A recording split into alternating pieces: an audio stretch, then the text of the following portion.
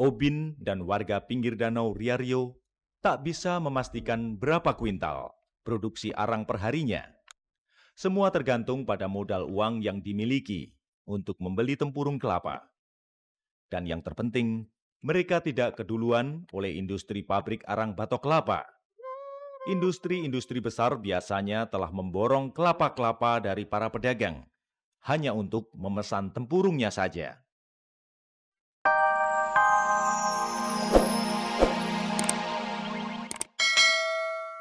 Karena aja ya belum kepikir sih sampai di situ.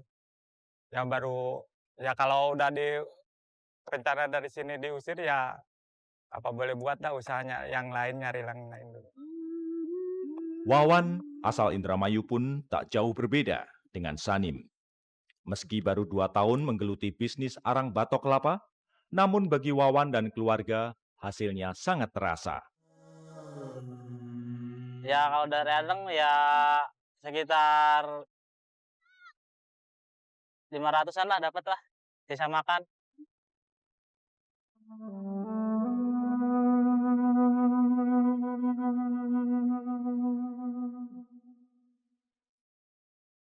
Di masa lalu, Wawan sehari-hari bekerja sebagai kuli serabutan dengan pendapatan tak menentu. Ya enakan di sini. Kenapa enaknya? Ya kalau di sini kan ini tuh pengalaman aja.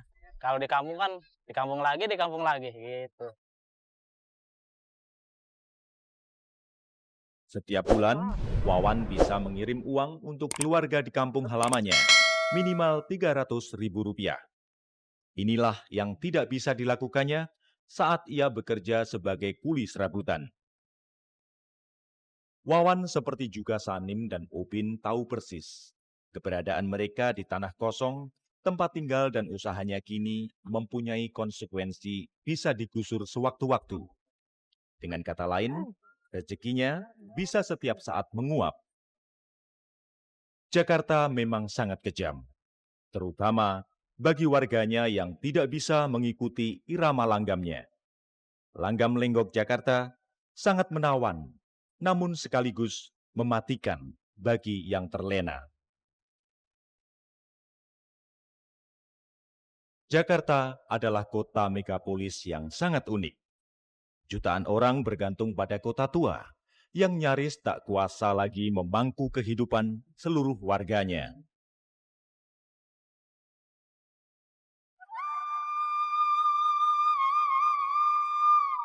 Hanya orang-orang yang kreatif, kaya akan improvisasi hidup yang positif, dan mau bekerja keras akan mendapatkan keuntungan berkah kota tua Jakarta.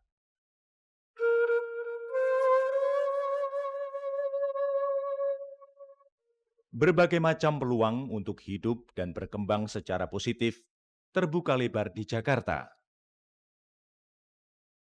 Mulai dari usaha sampah, barang bekas, hingga bisnis tingkat tinggi dengan nilai investasi triliunan rupiah. Bisnis arang batok kelapa bukan monopoli kelompok Obin dan warga yang tinggal di sekitar Danau Riario, Pedongkelan, Jakarta Timur saja. Banyak usaha serupa di tempat lain. Bahkan di beberapa tempat, arang batok kelapa telah diproduksi secara lebih modern. Tak seperti yang dilakukan Obin dan teman-teman seprofesinya, yang masih menggunakan cara-cara sangat sederhana.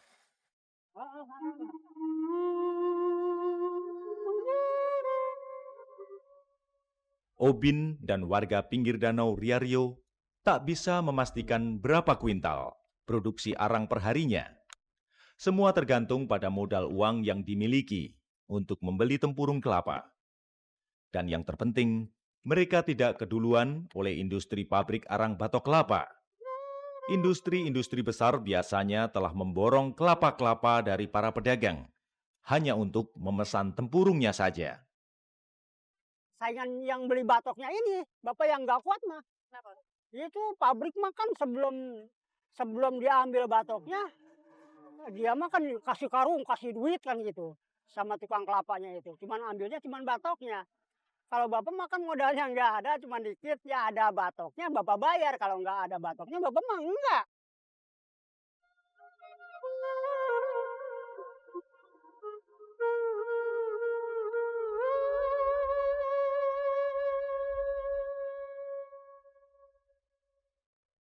Mutu arang batok kelapa mempunyai banyak kelebihan dibandingkan dengan arang yang berasal dari kayu bakar biasa. Harganya tak terlalu mahal, dan energi panas yang dihasilkan juga baik dan bertahan lama.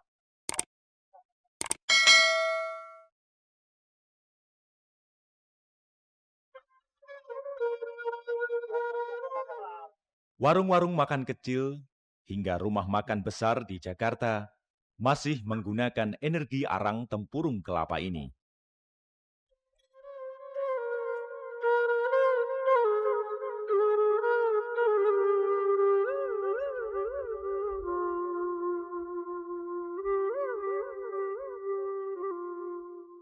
Di kota besar seperti Jakarta yang berpenduduk sangat padat, apapun bisa menjadi peluang untuk mendapatkan uang yang halal. Asalkan orang mau kreatif dan bekerja keras.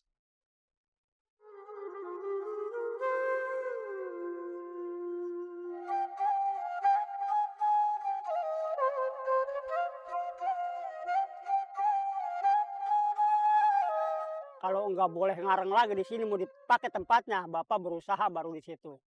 Peribahasa tahu utang atau pinjem istilahnya mau bikin modal. Bikin modal yang untuk beli batok. Soalnya kan banyak yang berhenti di sini kan. Nah pasar yang biasa kan diambil sama orang, kita kan drop. Dagang lagi gitu, dagang apa aja lah. Yang penting kita halal. Ya kalau di kampung ya kalau bisa ya ngarang, kalau nggak bisa ya paling ikut mobil aja gitu.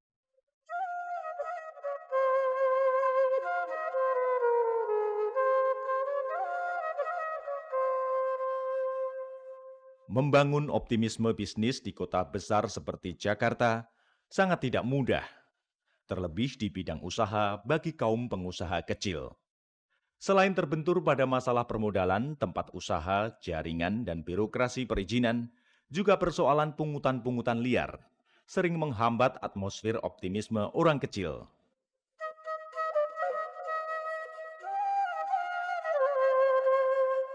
Para pembuat arang tempurung kelapa pun harus bermental kokoh untuk menegakkan optimisme dan motivasi kerja.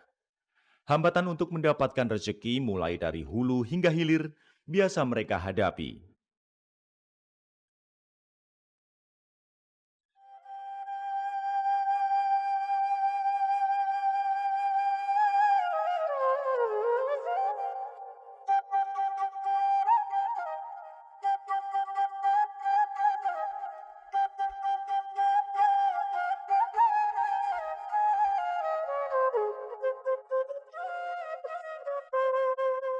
Orang-orang yang tegar dalam mengais rezeki seperti Ubin, Sanim, dan Wawan tak berdaya jika menghadapi tantangan kerja yang berkaitan dengan masalah yang ujung-ujungnya meminta sejumlah uang.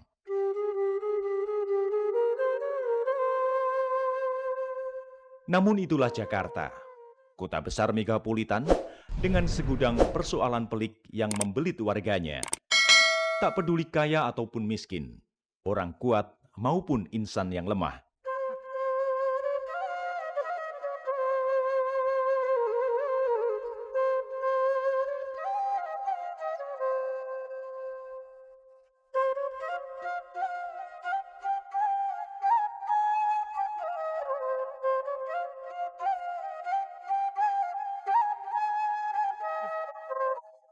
Mestinya, orang-orang kreatif dan ulet seperti para pembuat arang batok kelapa ini layak mendapatkan perhatian dan perlindungan dari pemerintah dan negara. Karena mereka mampu menghidupi diri sendiri dan keluarganya, serta tidak bergantung kepada negara.